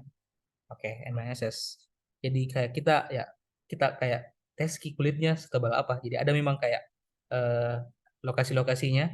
Kemudian kita tes setebal apa kulitnya sih, kayak gitu-gitu. Jadi ada memang kayak skor minimalnya berapa boleh disebut dia itu skleroderma dan sebagainya. Jadi ya dia ini skleroderma. Tesnya modified dan apa gitu-gitu. Nah, lihat juga ini kok kayak perhatikan Ki, kayak sekaligus bahas anunya kok. Apa manifestasi klinis lainnya sih skleroderma. Pertama, ada pasti penebalan kulit, makanya kita butuhin kok modified dan skin score. Kemudian ini ada juga istilahnya fenomena Raynaud itu yang kayak si vasokonstriksi jadi kayak iya si ya kalau apa kayak kemerahan di tangannya dan ada satu dua juga yang kayak jadi putih kayak gitu-gitu. Udah coba dilihat nanti gambarnya masing-masing. Jadi ya ini intinya skleroderma tesnya pattern skin score. Oke, gitu. Jadi belum ada yang bertanya aku lihat. Jadi next ke soal selanjutnya. Jadi ada kasus pasien mengalami dry foot. Jadi dry foot apa yang bermasalah? Nah, dry foot bagaimana maksudnya dry foot? Jadi ya kakinya jatuh kita jadi kayak tergantung istilahnya. Jadi kayak kalau dilepas ya tergantung jadi kayak kalau kita lihat seolah-olah plate refleksi. Di apa yang masalah kemungkinan? Nah, kalau plate refleksi baru tidak bisa diangkat, berarti kan kemungkinan yang masalah itu otot-otot bagian depannya toh. Nah, ingat Ki jadi apa tadi? Nervus yang ada di bagian depannya kaki. Nervus peroneus yang profunda. Makanya yes, nervus peroneus profunda jawabannya. Barefoot ya kayak gitu. Jadi mungkin sekalian review ulang toh. Jadi kalau nervus yang apa? Yang inervasi bagian belakangnya, otot-otot di bagian belakang equus itu nervus tibialis. Kalau depan peroneus atau fibularis yang profunda. Kalau di lateral ada juga fibularis yang superficial. Kalau yang apa? Regiofemur yang di bagian depan berarti nervus femoralis. Bagian belakang sciaticus. Oke. Otoitis itu di bagian yang medial. Betul sekali. Oke, ada kasus lagi menjurus ke kista ganglion. Terdapat masa di dorsal manus, bla bla bla, tidak adanya. Oh ini toh. Di intinya ada itu kasus yang kayak mungkin ya kan ke kasus kista ganglion. Jadi ini kayak kayak semacam tumor juga dan dia di lokasinya biasa di dorsal di dorsal tangan kayak gitu-gitu. Nah, ditanya apa pemeriksaan yang bisa kita lakukan? Di sini kayak ditekankan pemeriksaan sederhana apa? Jadi yang bisa kita langsung pastikan oh ini kista ganglion. Ada namanya tensi iluminasi. Jadi kayak itu si kista ganglionnya kita ya kasihkan cahaya dan kalau misalnya iya dia kayak kayak tembusnya jadi kayak seolah-olah ada kayak isinya airnya, ya ini nih Kista-ganglion gitu. Jadi nama tesnya ini tes iluminasi. Kista-ganglion tes sederhananya tes iluminasi. Biasanya di mana? Di dorsal manus. Gitu-gitu. Pak. Oke, ada yang mau ditanyakan? Kalau belum ada, next dulu. Oh, ini ada lagi demographic. Terus demographic, nah Comex Lab-nya apa tuh? Langsung 1 2 3 asto. Oke. Berapa kali dibahas? Jadi kalau asto ya apa kalau demographic atau akut hematic fever ya asto, anti stabilization apa saja anunya kalau misalnya demographic ya bisa kayak erythema, meganetum, bisa ada nodul-nodulnya, bisa ada masalah anu toh di carditis. Bisa juga ya pastinya polyarteritis gitu. Jadi gitu. Nah ini ada kayak kasus toh yang ada intinya habis papayan sinar matahari. Jadi apa edukasinya? Pastinya ya pakai lotion toh. Jadi karena kan dia ceritanya SLE Jadi mungkin di soalnya disebutkan manifestasi klinisnya SLE. Mungkin kayak apa? Kayak muncul rash atau ya rash di wajahnya atau mungkin kayak ada nyai pada sendi-sendi kecil ketika baru bangun pagi hari kayak gitu-gitu. Ini kayak sel lagi. Kemudian ditanya apa edukasinya ini untuk pasien ini. Kadang kan sinar UV itu bisa jadi kayak faktor ya bukan faktor resiko. Kayak memang yang bisa kasih sebabkan kini si SLE kayak gitu-gitu. Apa kayak dengan selama kau memang sudah memang maksudnya kayak bisa napicu jadi apa istilahnya eksaserbasi istilahnya mungkin untuk SLA ini ya pakai kalaupun mau kayak terpapar matahari ya pakai lotion kayak gitu-gitu. Ada kasus lagi pasien habis operasi jadinya aja yang kayak mostly tidur terlentang itu jadi apa diagnosisnya jadi ya langsung itu ulcus decubitus. Apa itu ulcus decubitus? Ya dia itu namanya vasorusa. Jadi kayak ulcus yang muncul ya karena tekanan toh. Karena mungkin si pasiennya kayak jayangki ya enggak gaya memang dari satu posisi. Kayak gitu. Apalagi di kasus dibilang dia habis operasi. Jadi ya enggak digayakan juga toh. Dan enggak bisa digayak sendiri. Kayak gitu. Ulcus decubitus. Di into ulcus decubitus jadi ya nama lainnya vaso ulcer yang ada juga itu kayak stagingnya toh 1 2 3 4 ada yang juga unstageable sama ada yang kayak deep apa dicurigai deep ya masalah deep tissue itulah intinya karena karena tekanan yang lama dan ya berulang makanya muncul kini ulcus. Kembali lagi ulcus itu kayak luka yang tidak sembuh-sembuh. Dan kalau ulcus decubitus yang spesifik dia jadi ulcus yang terjadi karena ya tekanan terus menerus kayak gitu-gitu.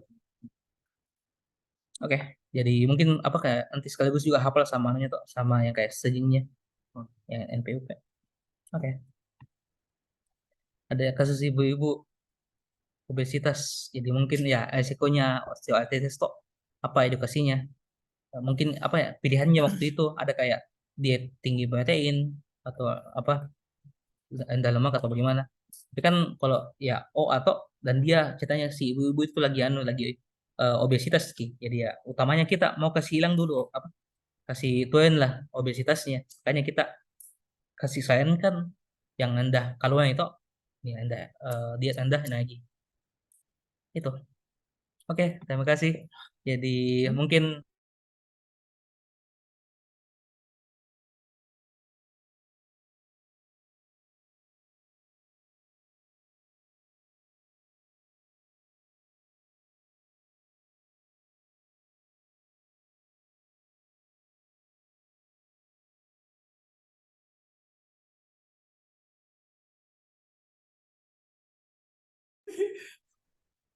halo. Jadi oke. Jadi terima kasih atas apa waktunya teman-teman. Jadi tadi ada juga teman yang kayak request bahas sedikit tentang obat COX-1 and COX-2. Yes. Jadi mungkin kita bisa bahas-bahas sedikit. Oke, tunggu ya. PPT-nya. Mungkin teman-teman lain juga yang punya kayak pertanyaan yang berbeda bisa sekaligus mi ditanyakan tok diskusi kita sama-sama. Zidane mau 96, Cok. Tanya dulu Zidane. Gitu. Baik.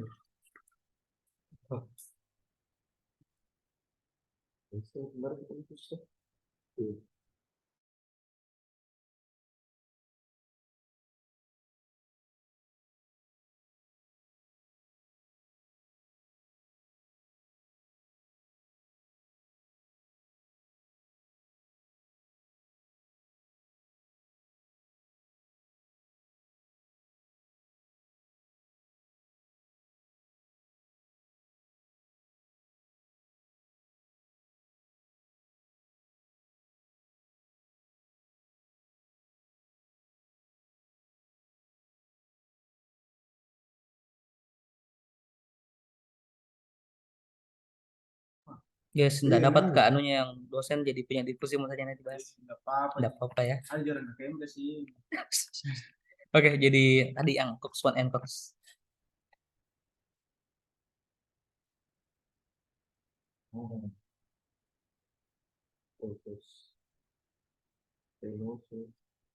Oh, ada juga tadi yang kayak soal yang terakhir tadi yang ada ibu-ibu obesitas. Katanya kemarin soalnya ada juga bilang hipertensi tinggi. Jadi banyak yang pilih diet Pendanatium. Ada juga. Nggak ingat juga sih bagaimana anunya. Jadi intinya kalau atau ya apa kayak instruksinya ya obesitasnya dulu. Walaupun ada, tapi hancur nggak sih kalau begitu soalnya. Jadi masa disuruh pilih. Dulu bahas tahu yang tuh yang Cox 1 sama Cox 2 dulu. Jadi kan ya baik kalau mau bahas Cox 1 Cox 2 ya yang dibahas itu adalah NSAID. Oke. Di satu-satu NSAID dulu. Di kan NSAID non steroid anti inflammatory drugs maksudnya. Jadi intinya dia dibagi dua jenis sih. Sebenarnya sebenarnya satu intinya dia ini siklooksidinase. Jadi dia mau nambah si enzim ini siklooksidinase. Jadi apa itu siklooksidinase sih sebenarnya? Jadi ada ini. Jadi intinya nah fungsinya ini NSAID satu kan tadi untuk yang anti-inflamasi fungsi utamanya. Tapi dia juga bisa kita pakai buat ya antinya itu analgetik. Kenapa? Karena ini ada istilahnya prostaglandin yang dibuat sama tubuh tak kalau misalnya ada luka toh. Jadi misal ada ya kasus normal misalnya ada luka pada sel kok kan semua sel itu pastinya punya membran fosfolipid ya membran sel fosfolipid. Nah ada enzim memang ini fosfolipase A yang ya pecah kini fosfolipid tadi jadi asam arachidonat. Nah, ini si arachidonic acid asam arachidonat ya bisa diubah jadi oleh si enzim ini si siklooksidinase. Jadi ya jadi banyak hal tadi Jadi contohnya prostaglandin. Nah, kalau misalnya prostaglandin dibentuk ini nanti yang buat ki asalkan asalnya. Jadi maksudnya gunanya ini NSAID, COX semua. Sebenarnya bukan COX-nya, jadi COX inhibitor. Jadi itu intinya. Jadi mau ki hilangkan ini si prostaglandin. Dan kan salah satu selain prostaglandin yang dibuat ya ada juga thromboxan ini yang untuk anti inflamasinya. Nah intinya itu sebenarnya yang ditanya apa sih bedanya yang COX inhibitor 1 sama inhibitor 2? Bedanya sebenarnya cuma dari anunya kayak kalau COX 1 itu kayak enzim yang di tubuh dulu. Kalau di COX 1 itu ya dia diekspresikannya itu di mana-mana. Jadi di mana ada luka biasa ya ada di situ COX 1. Nah, tapi utamanya maksudnya kayak fungsi lainnya ini si COX 1, tapi lebih tepatnya si prostaglandin. Nah, ini si prostaglandin dipakai sama atau dibutuhkan sama ginjalnya kita bukan ginjal, lambungnya kita untuk ya proteksi. Jadi kan di lambung ada kayak mukus Nah, mukus itu kayak perlu prostaglandin untuk ya bantu lawan kayak asam yang ada di situ dan sebagainya. Nah, itu kalau COX 1. Kalau yang 2 itu ya dia ya lebih spesifik biasa tempatnya. Jadi enggak di mana-mana. Oke, itu dulu Dia ada memang secara normal di tubuh ada gini selalu siklooksidinase dan NSAID dipakai untuk ya cegah supaya inhibisi si siklooksigenase bentuk prostaglandin. Oke, itu satu. Nah, ini itu yang kayak implikasinya di obat-obatan. Nah, kalau kita COX-1 yang satu inhibitor dulu. Kenapa kayak kadang bilang jangan pakai yang ini, yang COX-1 bahaya di lambung. Karena itu tadi toh, karena kan tadi prostaglandin COX-1 kayak dibutuhkan di lambung buat ya untuk ya pertahanannya si lambung toh di mukusnya. Jadi kalau misalnya di kayak terus menerus diinhibisi ya ndak ada yang tahan gitu yang bantu lawan lambung lawan asam, makanya ya bahaya. Makanya kalau misalnya ada pasien yang kayak ada memang masalah lambungnya atau masih anak-anak ya sebaiknya hati-hati tuh penggunaannya si koksun ini karena bahaya di lambung bisa kayak ini membentuk ulkus lambung gitu-gitu. Ini kalau koksuan jadi bahaya itu di lambung biasanya. Nah kalau koks tuh dia itu kayak kayak bahayanya jangan dikasih pada pasien yang ada masalah kardiovaskularnya karena dia bisa kayak sebabkan agregasi trombosit jadi kayak bisa terbentuk ya trombus-trombus yang bisa kayak nah apa apa istilahnya kayak ini jadi kayak sumbat ki pembuluh darahnya kita di itu jadi jangan kasih bagi pasien-pasien yang ada masalah kardiovaskularnya jadi itu kayak bahasa yang paling anunya kalau kok satu jangan dikasih pada pasien yang ada masalah lambung atau ada juga pada anak-anak. Kalau kedua, jangan kasih pada misalnya ada masalah kardiovaskularnya. Titik. Kayak gitu-gitu. Sama ini toh yang bikin bingung biasa. Yang mana itu obat COX-1? Yang mana itu obat COX-2? Kayak gitu-gitu toh. Jadi mungkin kayak yang mulai dari yang kayak sering-sering dilihat dulu lah, aspirin toh. Nah, aspirin itu masuk di COX-1. Kayaknya ya kalau kalau misalnya dia eh, ada masalah lambung ya jangan hati-hati dikasih aspirin kayak gitu-gitu. Yang selanjutnya apalagi yang COX-1 ada juga ibuprofen juga iya dia juga masuk di COX-1. Nah itu untuk ibuprofen ini juga keterangan dia yang kayak kayak bosnya di sini ceritanya yang dikasih contohnya. Dan juga ini endometasin tapi yang kan yang seng-seng itu ini aspirin ibuprofen sama keterangan ini kalau misalnya yang COX-1 contohnya. Oke. Jadi COX-1 tadi ingat hati-hati kalau misalnya ada masalah pada lambungnya. Oke. Kalau COX-2 tadi hati-hati kalau misalnya pada pasiennya ada masalah kardiovaskular karena bisa membentuk trombus yang bisa buat sumbatan di pembuluh darahnya kita. Makanya hati-hati. Apa contohnya? Ya ini ingat ada diklofenak, natrium diklofenak itu yang masuk kayak salah satu yang paling sering dipakai kayak makanya ada di Voynas diklofenak, natrium diklofenak. Ini COX-2. Contoh lainnya ini celecoxib, dia juga COX-2. Kemudian meloxicam sama ya jadi inilah tiga yang kalau mau yang kayak perlu mungkin buat diingat. Jadi contohnya COX-2. Ingat lagi COX-2 itu pada eh, jadi kayak selain yang perlu diingat kayak satu dikasih jangan jangan dikasih bagi yang mungkin punya masalah kardiovaskular atau kadang juga dipakai jadi kayak pasien yang kayak nggak bisa pakai COX-1 hanya dikasih COX-2 kadang juga begitu. Jadi kayak kayak kalau sudah kontraindikasi yang satu ya bisa mungkin dikasih yang COX-2 kayak gitu-gitu. Nah, contohnya juga sekali lagi kalau COX-1 tadi yang mungkin perlu diingat ada aspirin, ada ibuprofen, ada endometasin. Ayo ini sih keterangan. Kalau COX-2 diklofenak, natrium diklofenak, celecoxib sama meloxicam gitu-gitu. Nah, apa yang mungkin kayak sering disebut-sebut tapi tidak ada di sini? Satu, paracetamol toh acetaminophen. Mana di sini? Dia satu atau COX-2, bukan keduanya. Makanya paracetamol itu biasa lebih aman pada anak-anak kayak gitu. Jadi dia kalau ditanya mana paracetamol di sini? Tidak ada paracetamol di sini guys, karena dia bukan NSAID. Toh. Jadi paracetamol kan tadi ada kan yang dibahas di sini deh. Itu toh efek sampingnya NSAID biasa, beta pain. Jadi aspirin tadi ingat COX-1. Nama lainnya asam asetil salisilat. Ini paracetamol dia kan ya dia buat analgesik juga. Tapi ini kayak kayak di garis bawahinya dia tidak tidak mana ya? Intinya tidak bahaya jila bagi si lambung ini tidak mengiritasi lambung kaitannya.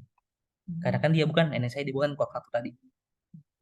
Tapi ya tetap kalau misalnya kayak konsumsi banyak tetap apa karena kan secara farmakokinetiknya bakal di China di hati toh. Jadi kalau misalnya berlebihan juga ya tetap ada bahaya tapi bahayanya pada hati bukan pada lambungnya. Kayak cenderung lebih aman lah pada anak-anak kalau paracetamol kayak gitu-gitu. Ini bla bla bla bla bla bla. Ini tadi meloxicam itu ya COX-2 ingat. Oke, meloxicam ini kok acetaminophen tadi paracetamol. Jadi ini semua bisa dipakai. Aspirin tadi COX-1, ibuprofen 1, naproxen apa ya? Ya, berarti ini semua COX-1. Nah, ini tadi nah contohnya. Naproxen tadi juga satu.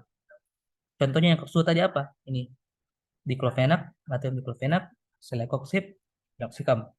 Itu. Tadi COX-1 hati-hati kalau misalnya bagi pasien yang ada masalah eh, lambungnya kok nggak bisa menyebabkan ulkus lambung kalau misalnya lama sekali di makan mungkin. Kalau COX-2 bahaya pada pasien yang kontraindikasi pada pasien yang ada masalah kardiovaskular. Itu. Contohnya lagi aspirin COX-1, ibuprofen COX-1 juga, indomethacin COX-1 juga, ketorolac juga COX-1. Diclofenac, celecoxib, meloxicam COX-2 gitu. Oh ini juga paracetamol. Dia itu ya bukan juga COX-2 kan NSAID. Ya, umumnya aman, tidak mengiritasi lambung ya tapi tetap ada bahaya kalau misalnya berlebihan toh bisa kena di hati.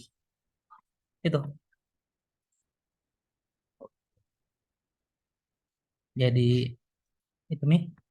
Mungkin ada juga yang tanya kalau corticosteroid bagaimana? Jadi sebenarnya sama nih, corticosteroid juga sebenarnya ya bisa dipakai buat anti inflamasi, bisa juga buat analgesik, buat anti nyeri. Tapi kalau corticosteroid ini dia kayak enggak cuma anti inflamasi dan tidak hanya anti nyerinya saja. Karena kan dia selain misalnya eh, kayak bisa juga kena ke sistem imunnya kita, bisa kena juga ke kayak tekanan darahnya kita, nah kasih tinggi toh. Jadi maksudnya banyak-banyak selain anti inflamasi, anti banyak hal juga ini kalau steroid jadi kayak lebih umum di penggunaannya kayak gitu-gitu. Makanya kayak penggunaannya itu biasa pada yang kayak anafila kayak kalau imun hema dulu ada kayak eh anafilaktik septik dia dipakai begitu karena kan dia lagi atau potensi dia bisa menaikkan tekanan darah kayak gitu-gitu. Kalau steroid contohnya ini tuh prednisol, ada sensornya biasa prednisolon, eh dexamethasone kayak gitu-gitu. Dan ya pada akhirnya sama-sama jadi anti inflamasi. Mau itu steroid maupun tadi yang NSAID. Jadinya kalau kalau kalau steroid ya dia bukan hanya anti inflamasinya, tapi banyak juga kayak fungsi lain tubuh yang ganggu kayak gitu-gitu. Ganggu nah ini juga kalau misalnya contohnya mungkin yang GOAT kalau kisin itu apa? Dia itu kenanya eh, yang lipoksigenase kan tadi kalau yang NSAID kita bahasnya siklooksigenase COX. Kalau ini si kolkisin dia kenanya di fungsi yang di jalurnya lipoksigenasenya kayak gitu-gitu. Ini allopurinol untuk antigot. Oke, itu kalau misalnya yang kok mungkin atau masih ada kayak mau dibahas-bahas.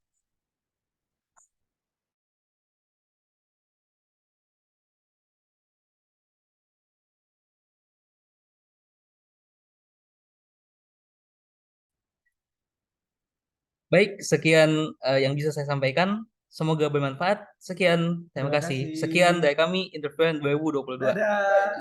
Interferon nih bos. Interference. Ih, kenapa ini? Kenapa ini? Ini berapa? Ini kenapa? Login Gum. Mbak, Jadi apa ini?